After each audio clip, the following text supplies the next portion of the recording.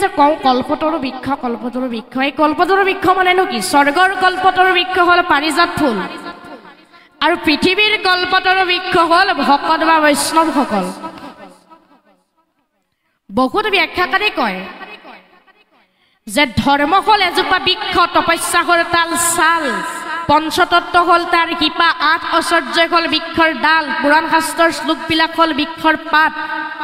আমাৰ গাত থকা হতৰ ৰজতমত তিনিটা গুণ হ'ল বৃক্ষৰ তিনিপাহি ফুল এই বুলি কয় কিন্তু ধৰ্ম হ'ল এজোপা বৃক্ষ আৰু সেই বৃক্ষজোপাত যিটো ফল বা গুটি লাগে সেইটো হ'ল নাম কাৰ নাম অন্তৰ্যামী নাৰায়ণৰ নাম আমি সাধাৰণতে যিকোনো এটা ফল খালে বাকলিটো গুচাই খাওঁ কিন্তু এই কল্পতৰু বৃক্ষৰ যিটো অমৃতময় ফল আমি বাকলি নুগুচাইও খাব পাৰোঁ সেয়াই হ'ল কল্পতৰু বৃক্ষ এতিয়া ভাগৱত শাস্ত্ৰত ওলাইছে প্ৰসংগক্ৰমে ক'ব লগা হ'ল কলি এই কলি মানেনো কি কলি শব্দটোৰ অৰ্থটোনো কি আই এগৰাকীক যদি সোধা যায় যে আই কলি মানেনো কি আইগৰাকীয়ে ক'ব হৌ যে দেখিছা কোলা চেহেৰাৰ মানুহগৰাকী সেয়াই কলি কিন্তু প্ৰকৃত অৰ্থত সেয়া কলি নহয় আকৌ আইগৰাকীৰ নামটো কলি ৰাখিলেও চিন্তা হৈ যায় কিন্তু কলি সেয়া নহয় কলি শব্দটোৰ অৰ্থটো বেলেগ কলি শব্দটো কলহৰ পৰা লোৱা হৈছে কলহ মানে কাজিয়া পেচাল যিখন ঘৰত মদাহী থাকিব জুৱাৰী থাকিব সেইখন গৃহত আৰু ধূপ ধূনা জ্বলাই ঈশ্বৰ সেৱা গুৰু সেৱা কৰিলেও লাভ নহ'ব আমি সমস্তজনে কলিৰ প্ৰভাৱত যদি পৰিব নাই বিচৰা তেনেহ'লে শ্ৰী হৰিৰ চৰণ কমলত আমি শৰণাপন্ন হ'ব লাগিব কাৰণ য'ত ভকতে ঈশ্বৰৰ নাম লয় তাত কিন্তু কলি নাথাকে এতিয়া এই কলিনো জন্ম ক'ৰ পৰা হ'ল ও ৰামে ব্ৰহ্মাৰ তনয় পৰা কলিও পজিলা পৰম দাৰুণ দেখা বিৰিঞ্চি দেখিলা ব্ৰহ্মাৰ গাৰ পৰা কেনো কলিৰ জন্ম হ'ল কলিৰ চেহেৰাটো দেখিবলৈ কেনেকুৱা কুৎসিত ভয়ংকৰ কিচকিচকে কোলা একোলা লওঁ বুলি ক'লেও ল'ব নোৱাৰি ব্ৰহ্মাই তনয় ব্ৰহ্মাৰ গাৰ পৰা জন্ম হ'ল বিৰিঞ্চি মানে ব্ৰহ্মা দাৰুণ দেহ মানে কুৎসিত দেহ ব্ৰহ্মাৰ তনয়ৰ পৰা কলি উপজিলা পৰম দাৰুণ দেখা বিৰিঞ্চি দেখিলা ব্ৰহ্মাই কলিৰ চেহেৰাটো দেখিয়েই প্ৰভু ঈশ্বৰক মনে মনে তিনিবাৰ স্মৰণ কৰিছে ৰাম কৃষ্ণ নাম উচ্চাৰিয়া তিনিবাৰ কিনো মহামতি দেখি উইহাৰ ব্ৰহ্মাই ৰামকৃষ্ণ ৰাম প্ৰভু কি যে অদ্ভুত ল'ৰা জন্ম দিলোঁ দেখিবলৈ ভয়ংকৰ কিচকিচকে কোলা এই কথা ভাবোঁতেই কলিয়ে ব্ৰহ্মাক মাত লগাইছে হে পিতা তুমি মোক সৃজন কৰিলা তুমি মোৰ পিতা হ'লেই নহ'ব হা সম্পত্তিৰ ভাগ লাগিব ব্ৰহ্মাই ভাবিলা ই দেখিবলৈ বেলেগেই ইয়াৰ কথা কাণ্ডবোৰো দেখোন বেলেগ এই দেখিয়েই ব্ৰহ্মাই নাম থলে কলি আৰু কলিক থাকিবলৈ জেগা দিলে শুনিব য'ত জুই থাকিব য'ত সোণ থাকিব য'ত স্ত্ৰী থাকিব য'ত জুৱা থাকিব য'ত মদ থাকিব তই তাতেই থাকিবি দুষ্ট কলি কিন্তু সোণ হেৰৌ দুষ্ট কলি য'ত ভকতৰ বহু ভগৱন্তৰ একান্ত ভকতে তেওঁৰ গুণনাম লৈ থাকে তই তালৈ কিন্তু ভুলতো নাযাবি যদিহে যাও ভগৱন্ত প্ৰভুৰ মহাকৃপে তোক পুৰি ভস্ম কৰি পেলাব বোলে হ'ব পিতা সন্তান যিমানেই বেয়া হওক মাক দেউতাকে ভালটোহে কামনা কৰে আমাৰ যদি ল'ৰাজন বেয়া হয় মাক দেউতাকে কি কৰে সোনকালে বিয়াখনকে পাতি দিয়ে এই ব্ৰহ্মাৰো একেই অৱস্থা হ'ল কলিকো দুগৰাকী বিয়া কৰাই দিলে সেই দুগৰাকীনো কোন মলিনী নলিনী নামে দুই ভাজা দিলা দুই খান্তৰ সন্তে চাৰি পুত্ৰয়ো উপজিলা মলিনী নলিনী নামে দুগৰাকী কন্যাক বিয়া কৰাই দিলে সেই দুগৰাকীৰ পৰা দুটা দুটাকৈ চাৰিটা সন্তানৰ জন্ম হ'ল কলিৰ সন্তান সেইকেইটাও সাংঘাতিক ব্ৰহ্মাই ভাবি গুণিয়েই নাম থলে লোভ মোহ কাম ক্ৰোধ চাৰি পুত্ৰ জাত গৰ্ব অহংকাৰ দুই মন্ত্ৰী যে প্ৰধান লোভ মোহ কাম ক্ৰোধ এইকেইটা হ'ল কলিৰ সন্তান দম্ভ আৰু অহংকাৰ হ'ল কলিৰ প্ৰধান দুই মন্ত্ৰী গতিকে হে বাপাই সমস্ত য'ত কলি থাকিব তাত কিন্তু আনন্দ নাথাকিব য'ত আনন্দ নাথাকিব তাত ভগৱন্ত নাথাকিব গতিকে আমি এই কলি থকা বস্তু কেইপদৰ পৰা পাৰিলে অলপমান দূৰত থকাটোৱে আমাৰ বাবে উচিত হ'ব কাৰণ যিখন ঘৰত কলি থাকিব সেইখন গৃহত ভগৱন্তই বাস নকৰে আৰু ভগৱন্তই বাস যদি নকৰে ঘৰ গুচি কিন্তু বাহতল হ'বলৈ বেছি সময় আৰু নালাগিব আজি আমি সমস্তজনে ইয়াত সমবেত হৈছো ভাগৱত শাস্ত্ৰৰ ওপৰত আলোচনা কৰিবলৈ আকৌ আমি ছমাহ এবছৰৰ কাৰণে এই বিষয়টোৰ ওপৰত পাহৰি যাওঁ আজিও আমাৰ অসমৰ এনে বহুত জেগা আছে য'ত নেকি শংকৰ মাধৱৰ নাম আজিও নাজানে এনে বহুত জেগা আছে য'ত নেকি কীৰ্তন ঘোষাৰ নাম আজিও নাজানে আমাৰ অতি দুখৰ বিষয় আমি কিয় বুকুত হাত দি ক'ব নোৱাৰো আমাৰ গুৰু মহাপুৰুষ শ্ৰীমন্ত শংকৰদেৱ বুলি আমি যদি ইছলাম ধৰ্মৰ এজন ল'ৰা সুধো যে তোমালোকৰ গুৰু কোন একেটা উখাতেই ক'ব আমাৰ গুৰু হযৰত মুহাম্মদ খ্ৰীষ্টিয়ান ধৰ্মৰ এজন ল'ৰাক যদি সুধো যে তোমালোকৰ গুৰু কোন একেটা উখাই ক'ব যে আমাৰ গুৰু যীশু খ্ৰীষ্ট কিন্তু আমি কিয় বুকুত হাত দি ক'ব নোৱাৰো আমাৰ গুৰু শ্ৰীমন্ত শংকৰদেৱ বুলি আজি আমাৰ সমাজত মহাপুৰুষ মাধৱ গুৰুজনাই শংকৰ গুৰুজনাক চিনাকি কৰি দি থৈ গ'ল এনেকৈ শ্ৰীমন্ত শংকৰ হৰি ভকতৰ জানা যেন কল্পতৰু তাহান্ত বিনাই নাই নাই নাই আমাৰ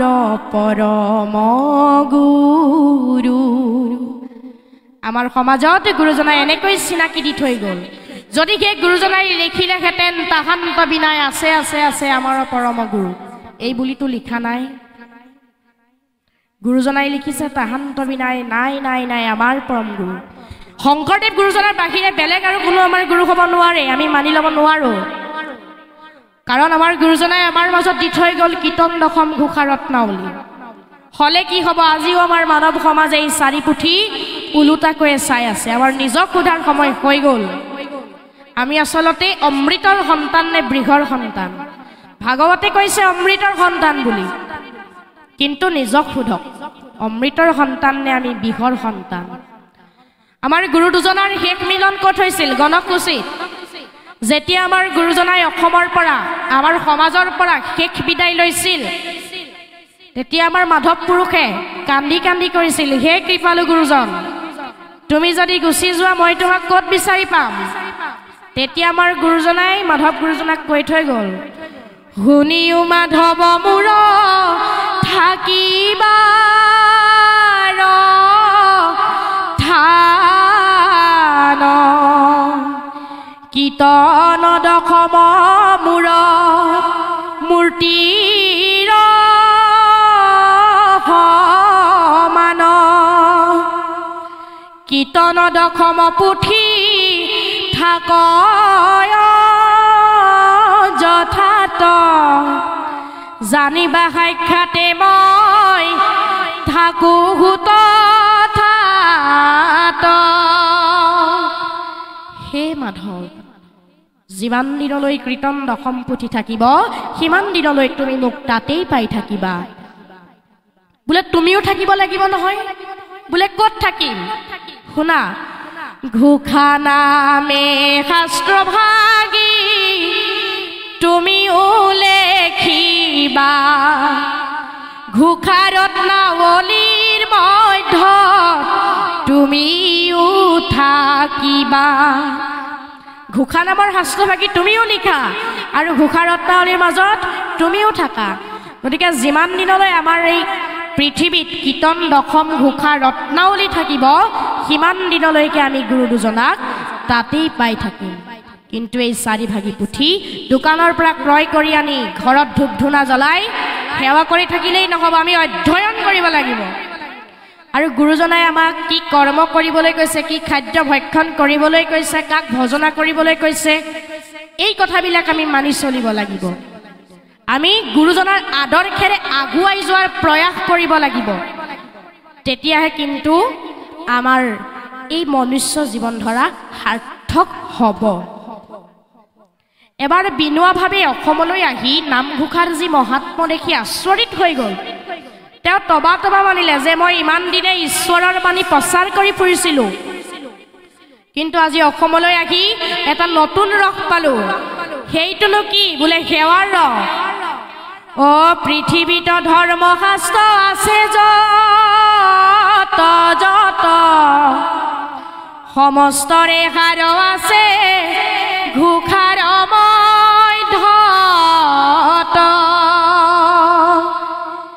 পৃথিৱীত যিমানবিলাক ধৰ্মীয় শাস্ত্ৰ আছে সমস্ত শাস্ত্ৰৰ তত্ত্বকত আছে ঘোষা শাস্ত্ৰ এজোকা এজোকা ঘোষাই একোখন মহান শাস্ত্ৰৰ অৰ্থ প্ৰকাশ কৰিছে মহান শাস্ত্ৰ কি গীতা স্বয়ং কৃষ্ণদেৱে কুৰুক্ষেত্ৰ যুদ্ধৰ আগমুহূৰ্তত সখা অৰ্জুনক কৈছিল অৰ্জুনে নিজ কাণেৰে শুনোতে কৃষ্ণক ক'বলৈ বাধ্য হ'ল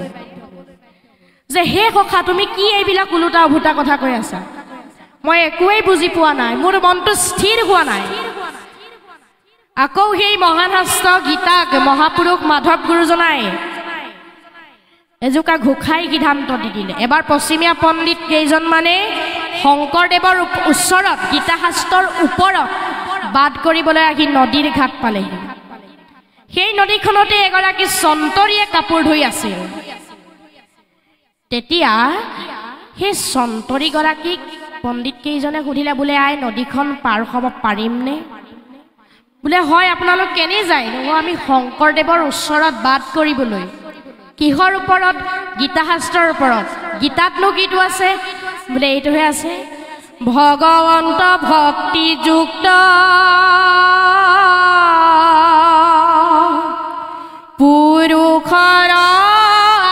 আত্মবোধ মাধৱৰ প্ৰসাদে মিলয় কৃষ্ণৰ কৃপাত জানা গুচয় সংসাৰ বন্ধ এহি মানে গীতাৰ নিৰ্ণয় বোলে গীতাত এইটোহে আছে পণ্ডিত কেইজনে ভাবিলেও কাম কৰা চাকৰণিৰ মুখতে ইমান কথা শংকৰদেৱৰ ওচৰলৈ নোযোৱাটোৱেই ভাল হ'ব এতিয়া আমাৰ শংকৰদেৱ গুৰুজনাই যিখিনি সময়ত ভাৰতবৰ্ষত ধৰ্ম প্ৰচাৰ কৰি ফুৰিছিল সেইখিনি সময়তে এছাম বুদ্ধিজীৱী লোকে সংস্কৃত শব্দ মুখস্থ কৰি জীৱিকাৰ অৰ্থে ধৰ্ম প্ৰচাৰ কৰিছিল তেওঁলোকে প্ৰচাৰ কৰিছিল শূদ্ৰ শুয়া কেনে ভাগৱত পঢ়া পুচহু কথা তোমাতক ব্ৰাহ্মণৰ সেৱা লোৱা কি কাৰণে শূদ্ৰ কুলে হোৱা জাত তেওঁলোকে কৈছিল শূদ্ৰই বেদমন্ত্ৰ উচ্চাৰণ কৰিব নোৱাৰিব যদি উচ্চাৰণ কৰেও জিভাখন কাটি পেলাব লাগিব যদি শুনে কাণত গৰম লোহাৰ ভৰাই দিব লাগিব শূদ্ৰই সংস্কৃত টোলত নামভৰ্তি কৰিবলৈ হ'লে উচ্চ জাতিত জন্মগ্ৰহণ কৰিব লাগিব তেতিয়া আমাৰ ভকতসকলে গায়ে দিলে দ্বাপৰ যুগত দৈৱকী নন্দন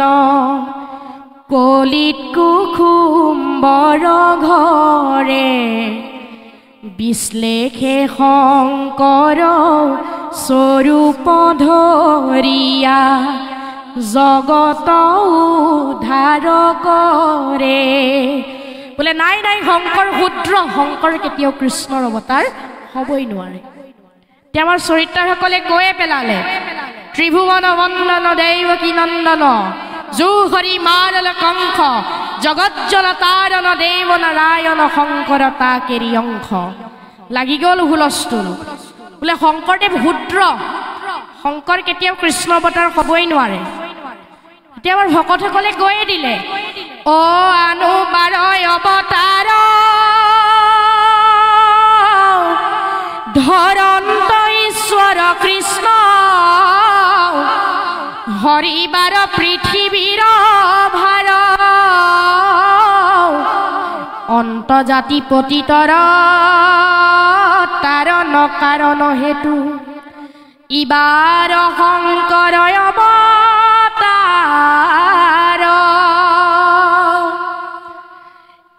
লাগি গ'ল হুলস্থুল শংকৰদেৱ শুদ্ৰ কৃষ্ণৰ অৱতাৰ কিন্তু হ'ব নোৱাৰে আমাৰ চৰিত্ৰসকলে যে এনেদৰে কৈ দিলে তেতিয়াহে তেওঁলোকে মানিবলৈ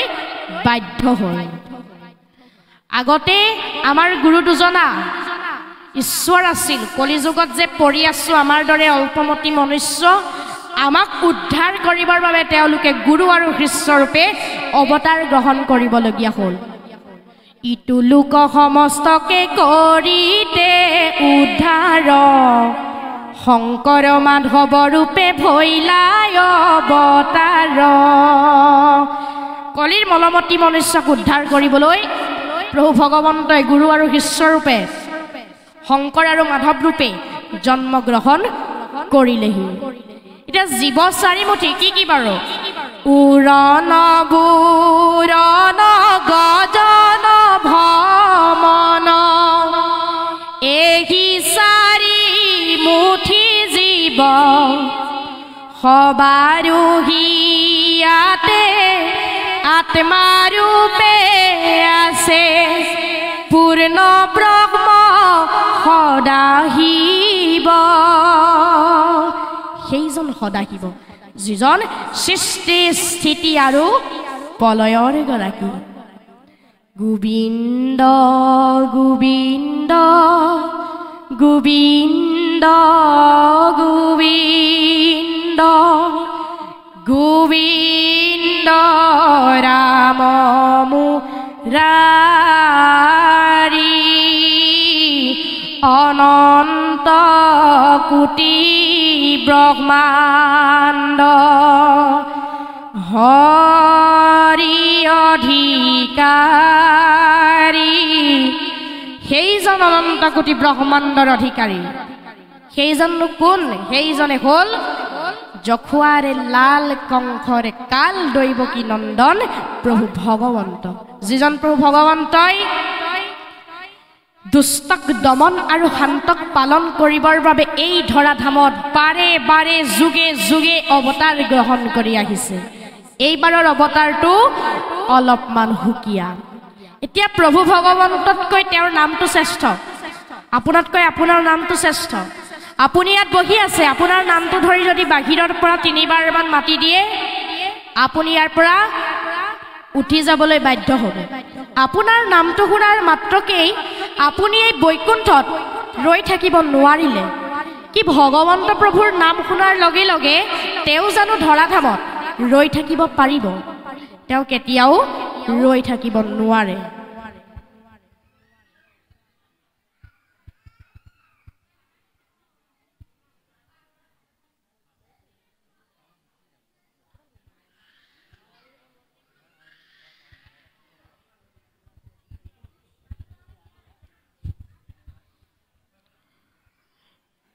এতিয়া ঈশ্বৰতকৈ শ্ৰেষ্ঠ হ'ল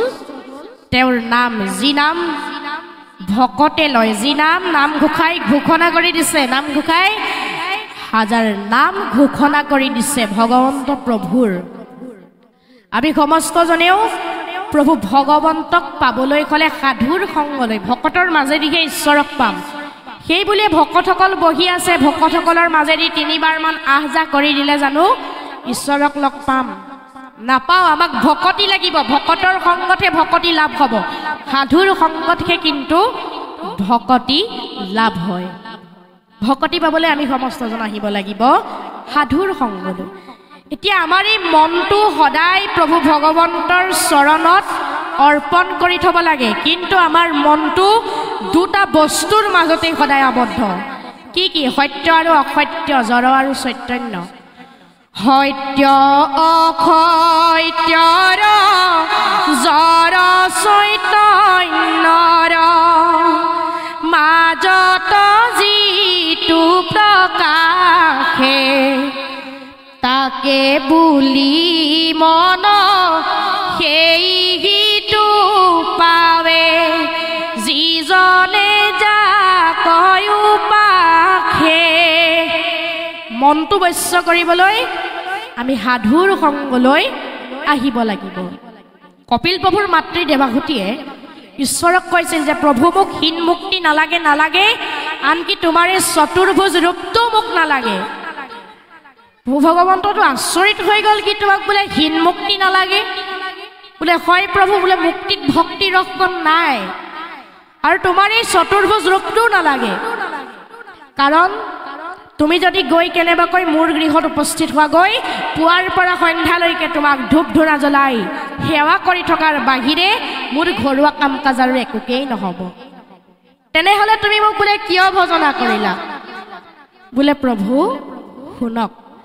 নাহি কৈলি ন মুকুতি কতথা নাহি হৰি পদ পংকজ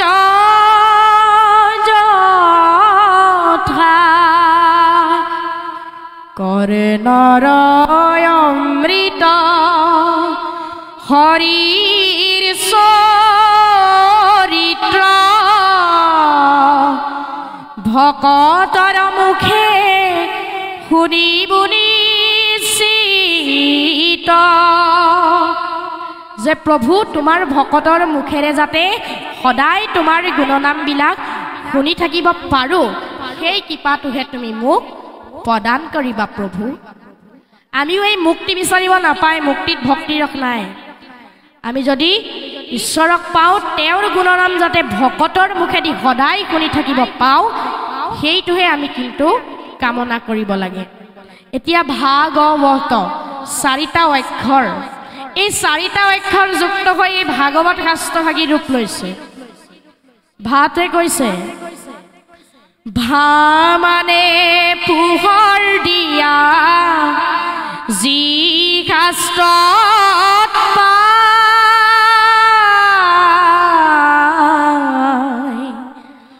গ মানে গান গোৱা কৃষ্ণৰ গুণ গান ৱ মানে বৰ্তি থকা চাৰি বেদ ত মানে ত্ৰাণ পোৱা বৈতৰণি পায় ও ভাগৱত মহাভাগৱত ভাগৱতৰ বিনে আৰু উত্তম শাস্ত্ৰ নাই ভগৱন্তৰ বাংময় মূৰ্তি ভাগৱত সদায় ভা মানে পোহৰ দিয়া যি শাস্ত্ৰই কোটি সূৰ্য সম পোহৰ দিয়ে গ মানে গান গোৱা যি শাস্ত্ৰত সনক সনন্দ সনত কুমাৰ সনাতন এই চাৰি সিদ্ধই অহৰ্নিশে কৃষ্ণৰ গুণগান গাই ফুৰাৰ কাৰণে গ অক্ষৰটো যোগ কৰা হৈছে ৱ মানে বৰ্তি থকা যি শাস্ত্ৰত চাৰিওখন বেদৰ হাৰ যোগ হৈ আছে ত মানে ত্ৰাণ পোৱা যি শাস্ত্ৰ শ্ৰৱণ কীৰ্তন কৰিলে জীৱই তৰণৰ পথ বিচাৰি পায় ইয়াৰ অৰ্থ বুজাবলৈ চাৰিওটা অক্ষৰ যুক্ত কৰি এই শাস্ত্ৰৰ ৰূপ লৈছে আৰু এভাগী সংজ্ঞা দিছে এনেদৰে ভা মানে ভাবুক সখা জানিব খোজে মনে গ মানে জ্ঞান সখা কৃষ্ণৰ কথা জানে ৱ মানে বৈষ্ণৱী জ্ঞান বিষ্ণুৰ ভক ত মানে পৰম তত্ত্ব এইয়াই ভাগৱত ও ভাগৱত মহাভাগৱত ভাগৱতৰ বিনে আৰু উত্তম শাস্ত্ৰ নাই ভগৱন্তৰ বাংময় মূৰ্তি ভাগৱত অতি সদায় মানে ভাবুক আমাক ভাবিবলৈ কৈছে আমি যদি নভবা নিচিন্তাকৈ কাম কৰোঁ সেই কামত জেং লাগি যাব গ মানে জ্ঞান যি শাস্ত্ৰ শ্ৰৱণ কীৰ্তন কৰিলে জীৱৰ জ্ঞান উদয় হয় মানে বৈষ্ণৱী জ্ঞান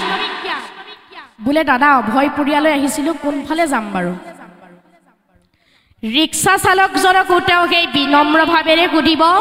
চহকী মানুহজনকো সেই বিনম্ৰ ভাৱেৰেই সুধিব আমি অল্পমতীয়ে কি বুলি কওঁ বাৰু ঐ ৰিক্সা যাবি নাই এই ভাৱধাৰাবোৰ আমাৰ এইটো কেতিয়াও বৈষ্ণৱী জ্ঞান হ'ব নোৱাৰে মানে ত্ৰাণ পোৱা যি শাস্ত্ৰ শ্ৰৱণ কীৰ্তন কৰিলে জীৱই তৰণৰ পথ পায় মানে তত্ত্ব যি শাস্ত্ৰৰ সমস্ত শাস্ত্ৰৰ তত্ত্ব অন্তৰ্নিহিত হৈ আছে সেইবাবে ইয়াৰ অৰ্থ বুজাবলৈ চাৰিওটা অক্ষৰযুক্ত হৈ এই শ্ৰীমদ ভাগৱত শাস্ত্ৰৰ ৰূপ গ্ৰহণ কৰিছে হে মোৰ আজন্মৰ সেৱাৰ স্থলীৰ বাপ বান্ধৱ আই মাতৃ সমস্ত যিহেতু কালি আমি নগাঁও জিলাৰ পৰা আহি আপোনালোকৰ মাজত আজি উপস্থিত হ'লোঁ অলপ সময় আমি আপোনাসবৰ আগত এই শ্ৰীমদ ভাগৱত শাস্ত্ৰভাগীৰ ওপৰত আলোচনাকে মাথো কৰিলোঁ কালিলৈ আমাৰ আকৌ চিলাপথাৰত অনুষ্ঠান আছে সেইবাবে আজি আমি আপোনাসবৰ মাজৰ পৰা বিদায় ল'ব লাগিব এই ভাগৱত শাস্ত্ৰৰ ওপৰত অলপ সময় বক্তৃতা আগবঢ়াওঁতে আমাৰ আগপিছ বৰ্ষা টুটাহুৰ সঞ্চাৰ অনেকখিনি অপৰাধ হ'ব পাৰে সৰ্ব অপৰাধ মৰিখনৰ হেতু আপোনাসব সমস্তজনৰ চৰণ কমলৰ যোগেদি প্ৰভু ভগৱন্তৰ চৰণ যুগলত সেৱা জনোৱা হৈছে ভাগৱত ভাগ দোহাৰি দিওঁ নেকি বাপ দোহাৰি দিওঁ নেকি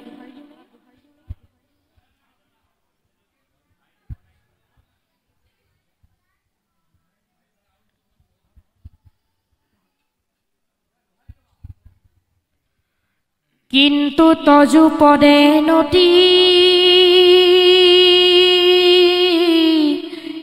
একান্ত প্ৰেমৰতি ৰৌক মূৰ নৌকৱান কাম সমজ্যাৰ যত জন হৌক মাধৱ তমন ডাকচাৰি বোলা ৰাম ৰাম হৰি ৰাম ৰাম ৰাম কৃষ্ণ হৰি অ ৰাম কৃষ্ণ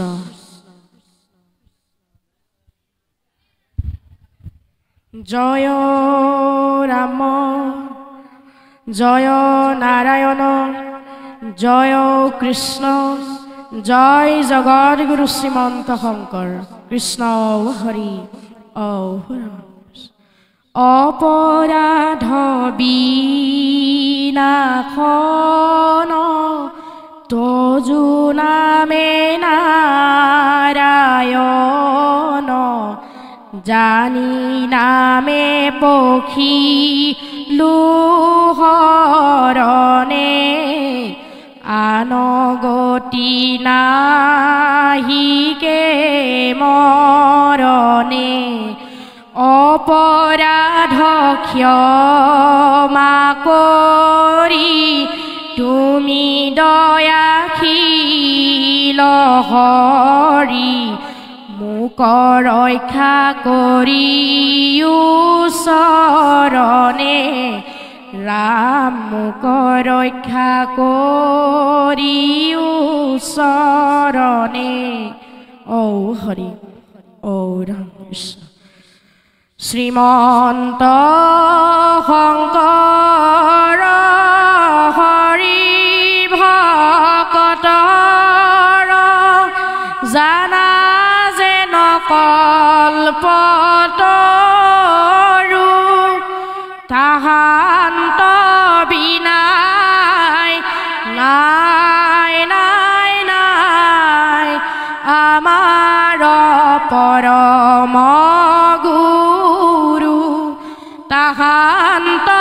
বিনাই নাই নাই নাই আমাৰ কৃষ্ণ হৰি ঔ ৰাম।